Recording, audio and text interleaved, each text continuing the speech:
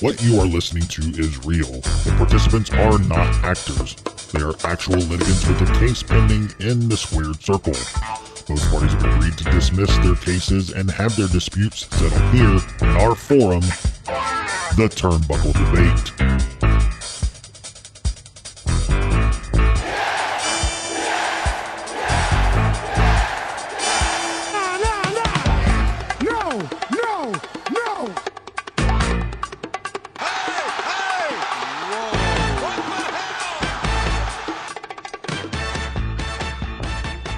Hey guys, welcome back to the Turnbuckle Debates. My name is Sneed.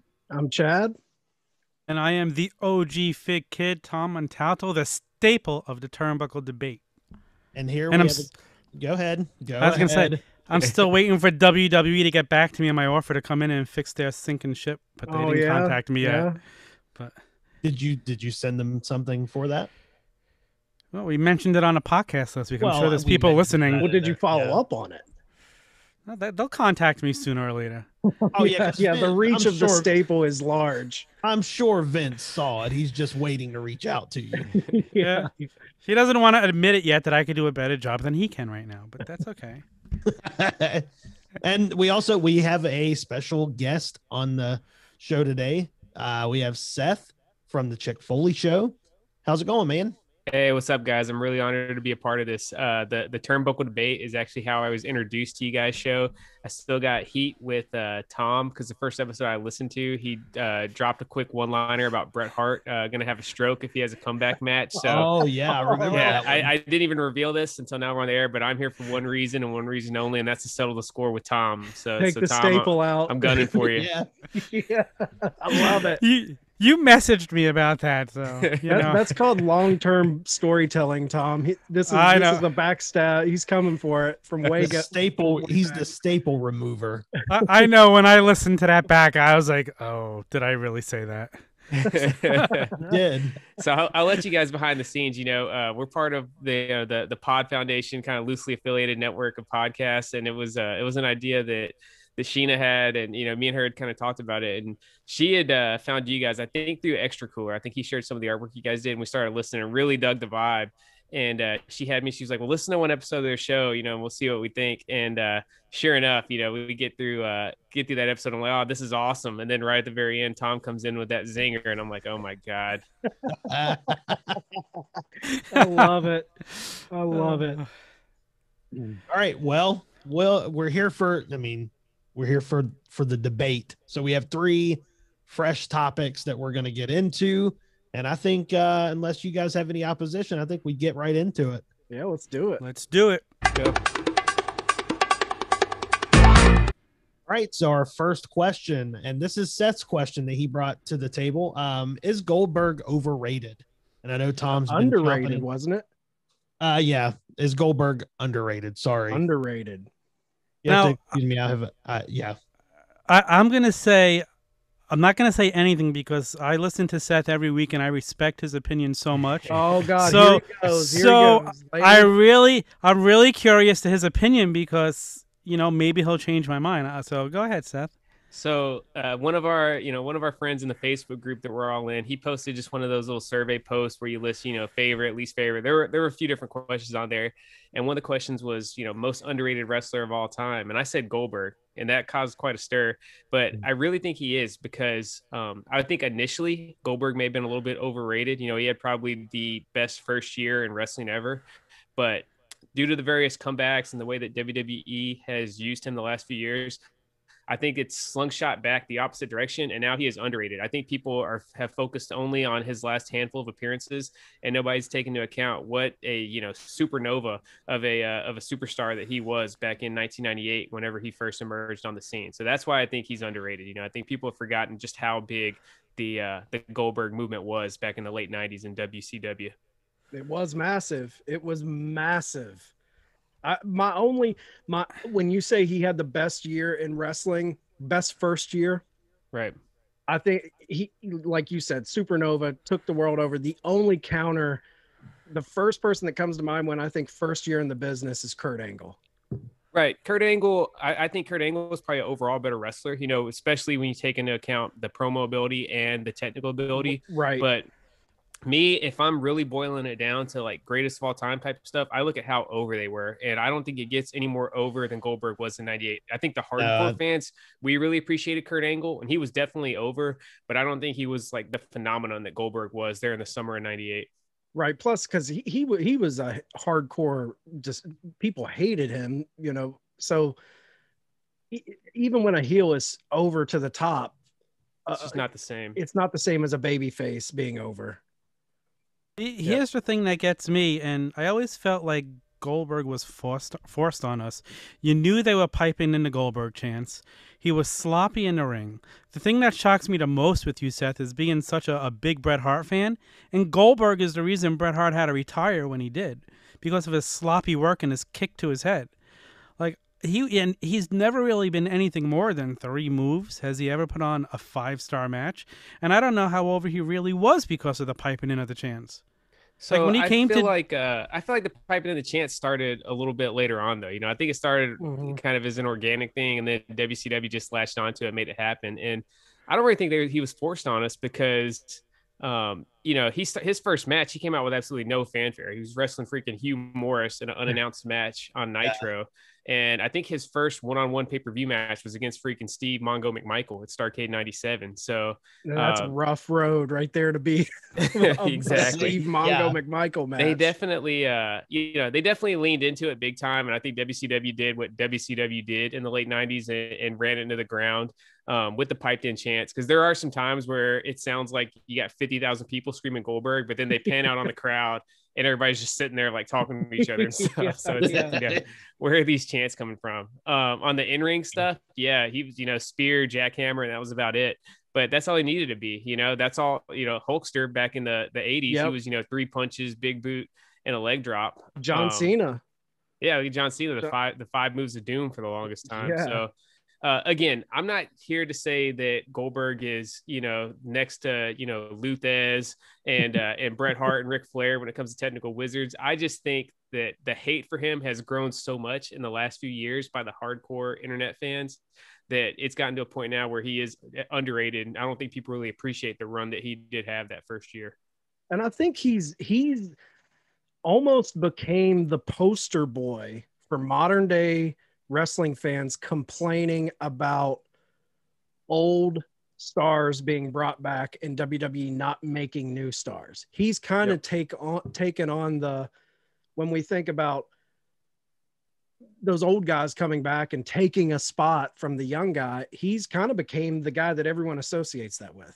Yeah, definitely. I think his comeback run should have ended with WrestleMania 33. You know, he came back, he squashed Brock in that shocking match at Survivor Series 2016, which, hey, go back and run the tape. That pop was crazy. When he pinned Brock, those fans were going nuts. Yeah. You know, they started to turn on him when he piped in. Oh yeah, they started to turn on him when he squashed KO for the belt, because KO is such a fan favorite with the hardcores and the casuals alike. I think people started to kind of roll their eyes at that point, and then everybody was. I was in the house at WrestleMania 33. Everybody was happy to see him get squashed by Brock. But I think that last match, I think that Brock and Goldberg match at 33 was awesome for like a 5-minute match. You know, if you just want to have it action packed, you know, like a Hoss fight.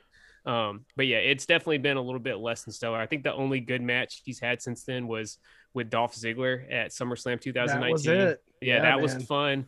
But then when he came back and squashed the Fiend, I think he burnt up whatever goodwill he had left with the hardcore fan base. That was the tipping point for me. When he beat Bray, I was like, come on, you can't just bring this guy out and have him win titles like that. Like, that was my major issue with him. I was never a Goldberg guy back in the 90s, though. But Sneed, what's your thoughts on Goldberg? I mean, I kind of agree with what Seth's saying. I mean, I was never a big Goldberg guy either growing up, but there's no question that the guy was over.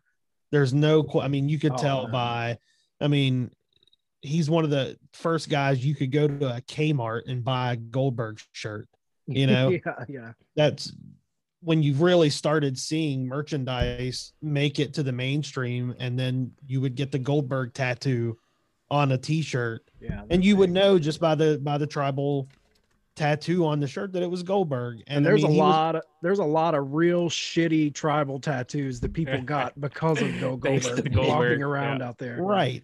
And I think it's a really interesting point that, before coming into this, I didn't really have that belief, but hearing Seth, like it's crazy to think like he was so good and so over, and then this last run really made people forget how good and over, or how over he was. Because I honestly, I don't think he was good.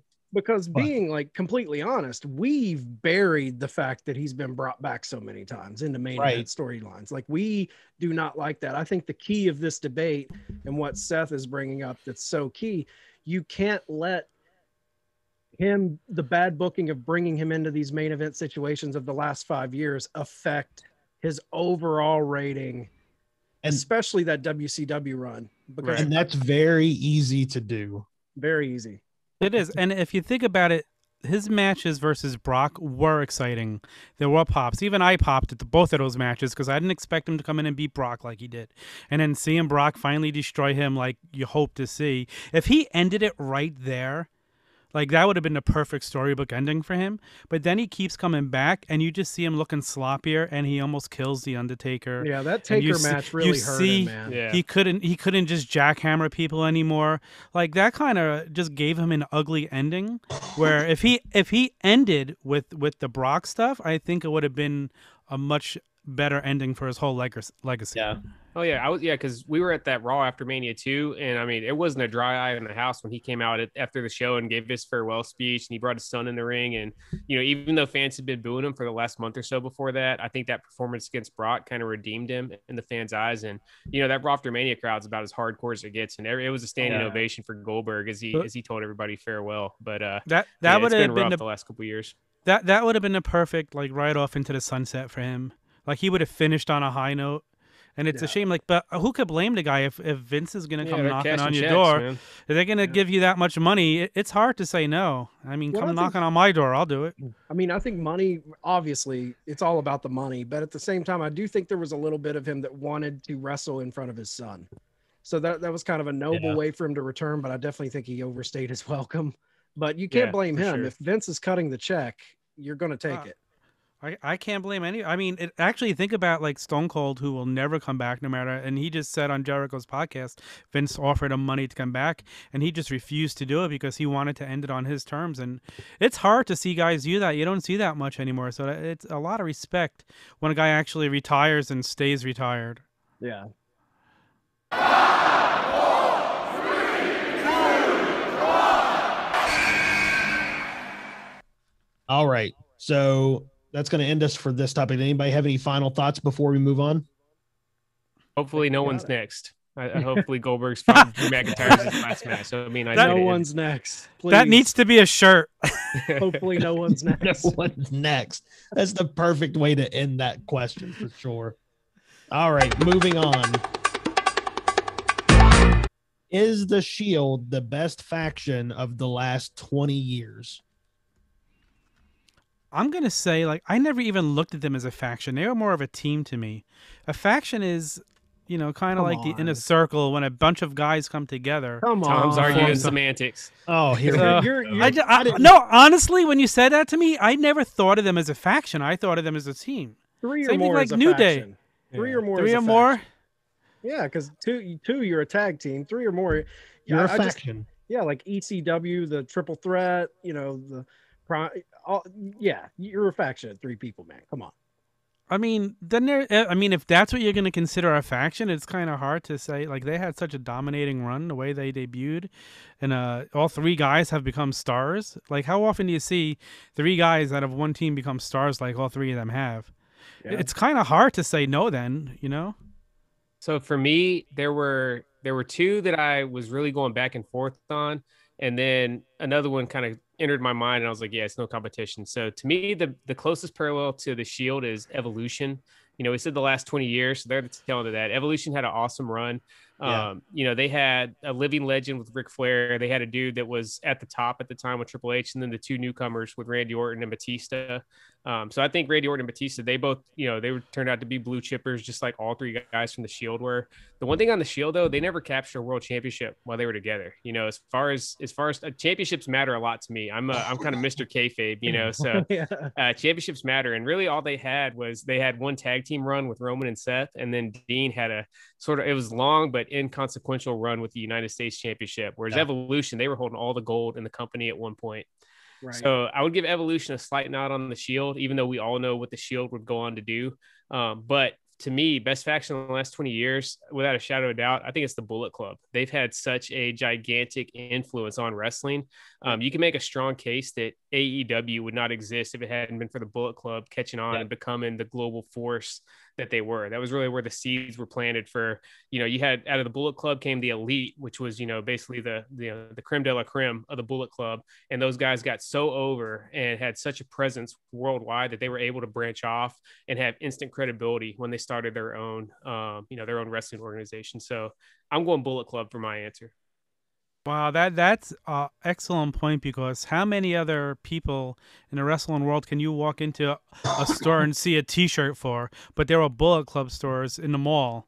Yeah. When you know, they weren't even part of a major U.S. organization at the time. Yeah. So that's a hell of an excellent point, and I can't argue it, man. I think you just won right there.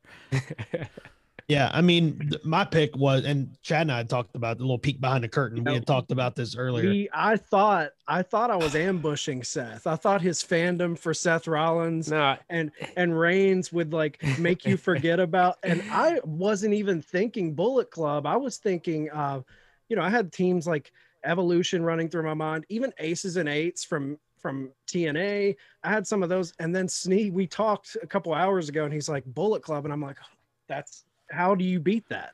Yeah. Like, how do you beat the Bullet Club? They're the modern day NWO. You can't. Yeah, you can't. Look at who's come out of the Bullet Club now too. Like, you talk about what they've done in AEW, but you still got AJ Styles and Finn Balor in WWE. Kenny Omega, Adam Cole, Adam Cole. It's crazy, man. Young Bucks. Yeah, it's insane, and they're still going strong in NJPW. Obviously, they've taken a step back from what they were a couple years ago, but the Bullet Club's still a totally legit thing. Yeah, the Shield's awesome just because it captured those three guys on the rise up, but, you know, they all went on to bigger and better things after they broke up, you know, and all the Shield reunions they had were always kind of like cursed. It seems somebody always got hurt shortly afterwards. Freaking Roman announced he had cancer about a month after they got back together that last time. Right. So yeah, it was never the same off that initial run. And yeah, I love the Shield, right? You know, you guys can see in the background, that's Sheena's wall of little knickknacks and decorative stuff. Right on the other side of that, I got like my Shield fan wall in the wrestling room. You know, I got the box set, all my Seth Rollins figures. So I love those guys. And I love Mox and Roman almost as much as I love Seth Rollins. But yeah, to me, Bullet Club still is running laps around everybody else the last 20 years. So here I have a question I'm going to pose to before, because I know Chad's going to give his answer, which I think was Bullet Club too. But I mean, but this is kind of a question within this question. So who do you think, who do you think did more for Seth Rollins, the Shield or the Authority? That's a tough one, man. So I think it was, I'm still going to say the Shield, because the reason Seth got over so much with the Authority is because how beloved he became in the Shield. You know, it wouldn't have, the heel turn wouldn't have mattered. Like, for them to hate you, they got to love you first. You know, I'm a big proponent that, you know, the best kind of heat is when the fans want to love you, but they just can't, you know, and I think everybody wanted to love Seth Rollins, and when he turned on him, that got him over. The Authority definitely helped him out. That was kind of like the one good stretch when the Authority were actually like good heels and didn't make you just want to change the channel. So they definitely helped. J&J Security was awesome. You know, we watched back the Royal Rumble 2015 triple threat match with Brock and John Cena a couple weeks ago, and that match still holds up. And, you know, J&J Security's in there doing their thing. It's just really awesome match.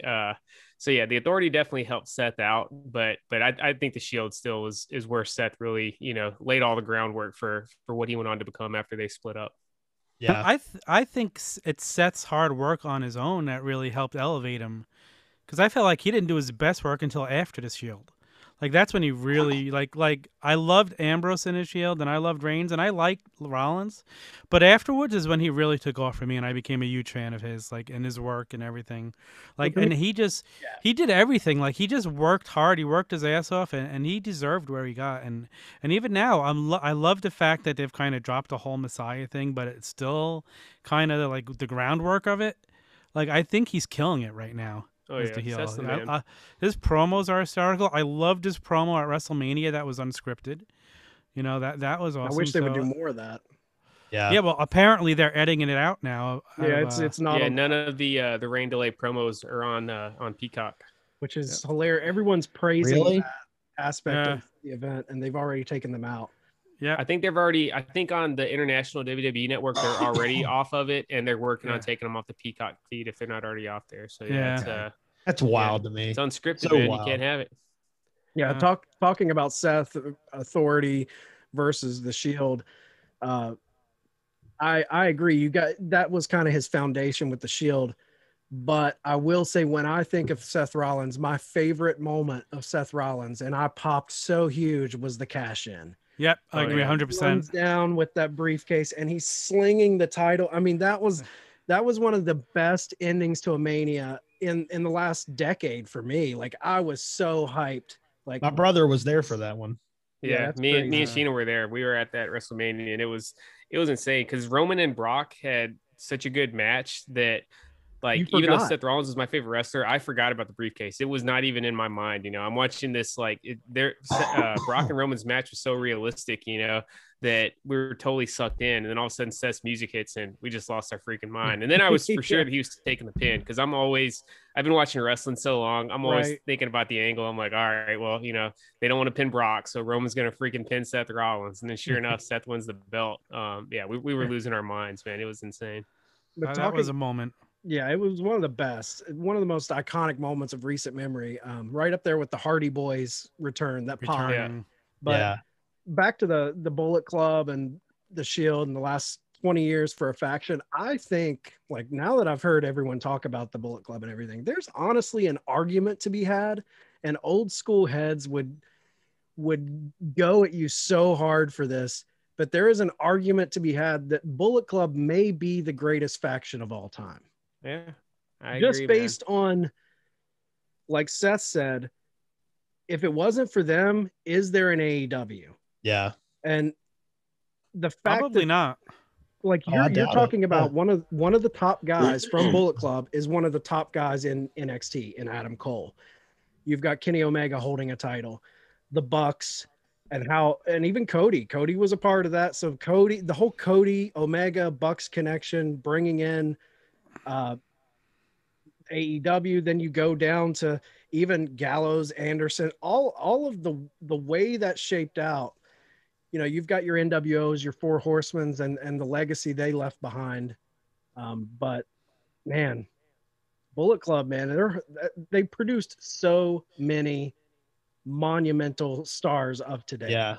Oh yeah. Well, you went from Finn to AJ to Kenny Omega and even Jay White now. You know, what would Jay White be if it wasn't for the Bullet Club? You know, he's killing it right now. He's one of the best in the world outside of America right now, and it's off of all of his association with the Bullet Club. They span the world. They span all different wrestling organizations now. It's crazy. I mean, I don't think it's a real argument. They are the best faction ever. They changed the business. I mean, they did.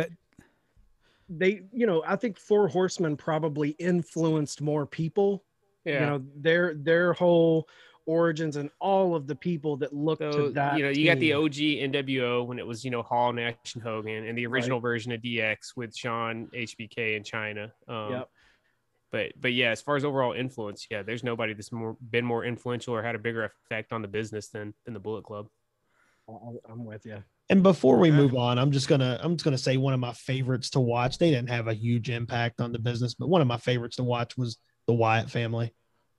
Yeah, the Wyatts were awesome, man. I love the OG Wyatts when Bray was the cult leader with the Hawaiian shirts. I loved it. Loved it. those 6-man matches the Wyatts had with the Shield was some of the best 6-man matches you'll see anywhere. Legendary. Every time they fought, it was off the chart. It was just off the charts. Those were amazing. Hey, can we not get any love for the oddities on Best Factions ever? Oh yeah, absolutely. Oh, yeah. If we're going, if we're going, Giant Silva, Luna Vachon. Yeah, you had ICP that was in there for a brief period of time. Now, were they last 20 years or were they? Yeah, true. They were back in the 90s. So that's the only reason. Yeah, for anybody listening at home, the only reason my pick wasn't the oddities is because they caged me in and said it had to be the last 20 years. So Yeah. I still have the WWF magazine where they were on the cover. They were over, man. The oddities they were over like over. Rover, man. As far as like comedy acts go, they got a pop when they came out, man. The Cartman or John Tenta dancing in his Cartman shirt. I was gonna say, I love the mask that they put on Tenta because he had something in there that looked like some spikes or something on the side of his head. I love oddities. I don't know if you guys are on Reddit, but John Tenta's son is actually on Squared Circle on Reddit, and he posts from time to time like different memories of his dad. And he said, even though his dad was such a more like big impact player when he was Earthquake and everything, he said that his dad had more fun in the wrestling business when he was Golga than at any other time. So that's awesome. Wow. Yeah, that's why I always smile every time I see him, because I love John Tenta, man. He was such a good guy back in the 90s. Yeah.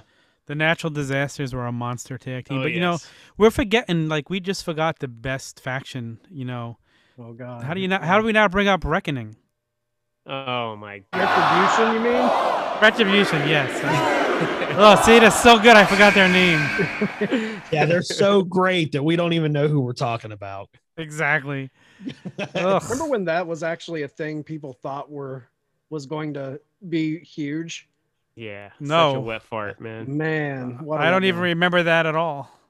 Like in the very beginning, I was like, where are they going with this? This is interesting. They were presented as like a main event level angle, and then they quickly pivoted and just made it basically a joke. Yeah. Once they gave them nose names and nose masks, it was done. Yeah, same. T-Bar. Was it T-Bar? Is that one? I can't even believe going back to Raw this week, they finally unmasked him, and nobody's like, oh, that's D.L. Madden. That's Dominic Dijakovic. How do you not even like rescue it now? You're still gonna call them those names? Just Madden used to be a freaking announcer on Raw. Like he was literally like you guys' colleague. If anything, I could almost get over them not knowing Dijakovic more than Madden. Right. It's horrible. All right, so we're gonna move on to our final topic of the evening, and our final topic is: should WWE get heat for post-Mania layoffs? All right, I'll start. I'm gonna say no. I mean, there was a couple of surprises in there, Samoa Joe and the Iconics, but most of the people they cut are people that were just not being used and people who are hurt. Like, they're a business. Why are you not going to cut people who you don't feel are going to help your company? I think it gives those people a chance to go somewhere else and do something else. The cuts have been part of wrestling forever. It's going to continue to happen. So, no, I mean, they're shocking ones. So Samoa Joe probably wanted to wrestle, and I don't think they were going to let him wrestle or clear him. I'm with you. I don't think cuts happen. I'm going to take it a different way. The corporate side of it, downsizing, cutting costs. But let's be honest, WWE doesn't need to cut them. They have more than enough money to pay these people. But I don't think they should be blamed, because I like that these guys are gone now. They can actually ply their trade. They can actually go out to a company and possibly help another company when they're not being able to. WWE has so many people, and I don't think they can barely feature the people they feature just by the way they tell their stories. So to let these guys go instead of holding them up and letting the best years of their prime drift by, I like that. And another thing is, like, all the backlash that comes out about this is always attacking WWE for these layoffs, but it's like, where was the outcry before they ever got released? Where was the fans why weren't the fans complaining before? It's like they just want to shit on WWE when they get released, but they're not crying for Bo Dallas to be used in a storyline. Like, they're not buying his t-shirts or buying his merch. So it's the fans They're hot 1 minute. They're hot when it's convenient to be hot at WWE. But in all fairness to the fans, they did want Peyton Royce, and you've always heard them talking. Okay, they broke them up. Why isn't she getting the push? You know, she's one of the people I did hear the fans. But you talk about Chelsea Green. She was there for a couple of years and was out with a broken wrist twice for almost 9 months both times. I don't blame them for cutting her at this point. I will say that. I will go ahead, Chad. Well, mine's a quick point. I was just going to say there was at least one person who was pulling for Bo Dallas to be used. I really wanted to see some Bo Dallas. We got a believer here. I was coming into the show kind of thinking the same thing that you guys said, that they really shouldn't get any heat, but I will counter that, because you know it's not quite a debate if we're all three on the same side. I think they do deserve some heat from both the business side and just a professional wrestling as an art side. So as a business, you know, they're a publicly held company, right? So they have a responsibility to their shareholders to turn as big a profit as possible. So it's one thing to cut dead weight, but I think that they could be even more profitable if they actually capitalized on all the talent that they have on the roster. You know, you could definitely make a strong case that they have more talent under WWE contract right now than they've had at any other time in history, you know? And even though, yeah, you can save some money by trimming the fat, which is a great point both of you guys made, I think you can make even more money by capitalizing on these guys, giving us fresh stories, keep us a rotation going of who's going to be on TV from week to week. And more importantly, instead of getting rid of all these wrestlers, why don't we get rid of the creative team? Let's clean house on this freaking garbage creative team and get some fresh minds in there. And I think you could make more money that way, because all these guys are talented. And yeah, I agree. Like, you know, WWE, you've seen it with guys like Drew McIntyre. They never close the door on anyone, no matter how bad of terms they left on. If you go out, get over somewhere else, they'll bring you back and they'll show you love when you come back. But I think that they do deserve some heat for not taking advantage of all the talent that they have on their roster. I mean, they have the woman tag team titles that are a joke, and they could have gave the Iconics a nice little run with them and made them mean something. You actually had the one female tag team that was actually a tag team, and you did nothing with them. Yeah, you broke them up for no reason. Put them in other tag teams. You know what I mean? It's not like you broke them up for anything interesting. It was just horrible. And now you look at the women tag teams, and it's all about people sliding off the ring. It's terrible. Like, what are they doing? Like, stop. That's just terrible. Like you said, creative. Nobody's going to argue your point. Let's get it. Cut the creative team. Let's just cut everybody out of the creative team and get a totally new one in there, because they're not going to do any worse.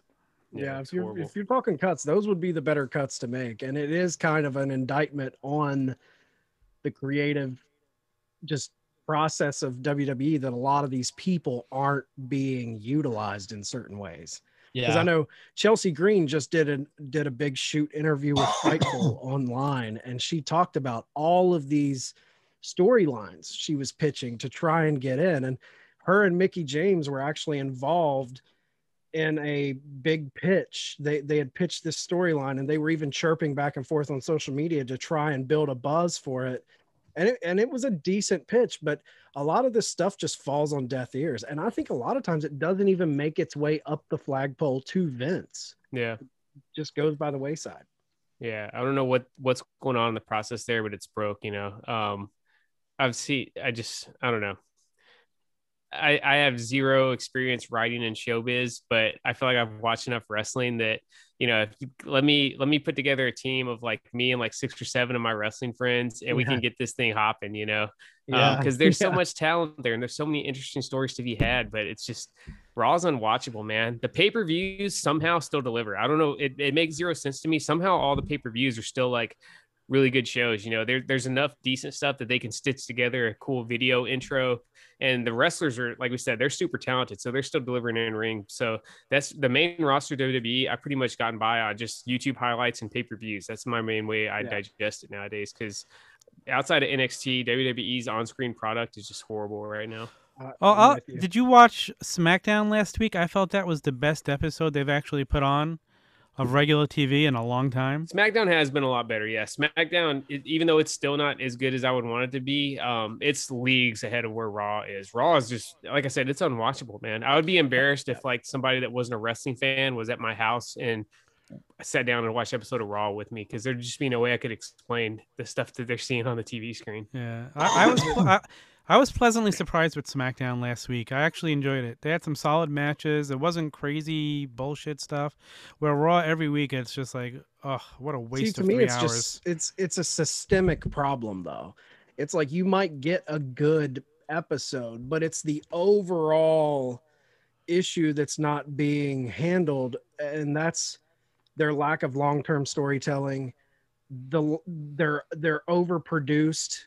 The written promos, those are the things that to me, like, until that is rectified, yeah, you might have a good show here or there, but it will never reach its true potential of entertainment when you have those rules set in place. Like you're boxing your talent in too much. You need to let them fly, let them do their thing. And until you do that, we might get a good show here or there or a good run of shows, but it'll never be what it could be. Yeah, you're not wrong. Like I said, I was kind of excited to see if SmackDown's going to continue the trend of where it was last week, but I'm not setting my hopes very high. And then to find out now that they took off the promos that weren't scripted, like that was one of my favorite things that they did for Mania. And it was awesome, man. That promo Drew cut, like I was so excited to see that match start when Drew was just talking about how hyped up he was to go out there and fight, and then he lost, and I was like, I was like, fuck WWE. I was so mad with the entire loss, man. Yeah. But it's good because they worked me, you know what I mean? I was, even though I was mad, I was glad that I was mad about it, Right. Yep. Well, I mean, I thought it was Braun Strowman, the most entertaining he had been during that promo. It wasn't as cheesy as he usually is. Like, he had real emotion in that. Like, it was him coming through. And that's what we don't get. We don't get the wrestlers coming through anymore that are what their character is because they're dictated what they are. Yeah, and they all sound the same. And they if you just like listen to the words they say, they never talk like actual people talk in real life. They talk like they're reading out of a book or something like that. You know, and it's weak. It's like Stone Cold said it so many times. Give them some bullet points. Give them the framework. Give them the end point where they need to be at the end of the promo, and then let them go and speak in their own voice. And yeah, there will be a couple times where you get a dud every now and then, but for the most part, it's going to raise the level of creative, and it's going to make people much more invested. It'll connect in a way that it just doesn't right now. Yeah, I think it's going to make them better. It's going to make them better as performers as well. Yeah, pressure creates diamonds, and putting them under the pressure to do their own stuff will elevate them and make them bring their A game. Where I think when you just hand them a script, there's a lot of people on that roster that, to me, when I watch them, it feels like they're phoning it in. Oh yeah, I agree. I think it was I can't remember if it was Bruce Pritchard or somebody on one of the many podcasts I listened to. He said something that really resonated with me. He said a lot of the guys on the roster right now don't really want to be pro wrestlers. They just want to be WWE superstars. So I think that's why you see some of that just kind of phoning it in. They're happy to be a mid-carder. Not everybody's not coming in there wanting to be at the top of the card. Some people are happy to just get that check every week. Yeah. Which is fine, but it definitely doesn't make for the best TV. But see, that's the difference with AEW, where I feel all those guys want to be pro wrestlers right now, and they live it and they breathe it and they love it, and it comes through on what you watch on TV. You can feel, to me, when I watch AEW, the most important thing about AEW is the unpredictable spontaneity of it. Yeah. Like, you really don't know what's going to happen. You don't know what someone's going to say.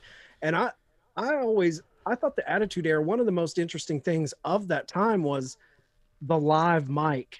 Like, something could go wrong here. Even back in the day watching Saturday Night Live, I always watched for those moments when someone broke, someone laughed. Yeah. Like, it's the pressure of the live situation and how anything can happen. And WWE has produced it to the point where you lose that. And with AEW, even when it's a taped show, there's a spontaneity and an energy to it that I don't feel in the main roster product. Yeah, I agree. And I know before closing, I sent you guys the text this week with the list of the 30-man Royal Rumble they could have with all the talent that's been released in the last year. Right. That would be a pretty damn good Rumble if you look at the talent that's there. And the other thing is, if you look at the talent who was released last April 15th, I think the person who's shined the most in the year is Ty Conti. Oh, she's elevated really well. I'm looking forward to seeing her match tonight. Yeah, it's going to be a good one. All right. Well, I guess it's going to wrap us up. But Seth, I mean, thanks for coming on, man. We had a blast having you on. Yeah, this was a blast, man. I loved it. So I love talking wrestling. It really is, aside from the two little people, my son and daughter I got living with me, man, like wrestling is my absolute passion in life. So yeah, anytime you guys are, really hurting for a guest and are scraping the bottom of the barrel, I'll be right there waiting for you guys to grab me, and I'll be happy to come on the show, man. This is awesome. And we'll definitely get all three of you guys on the Chick Foley show at some point too. I still got a bone to pick with Tom. I don't feel like I got my money's worth for that Bret Hart line. We still got some payback on the way, man. I told you I cringed at that line after I heard it back. Yeah, he was owning that line. Oh, you should have heard it when we turned it off. He was like, I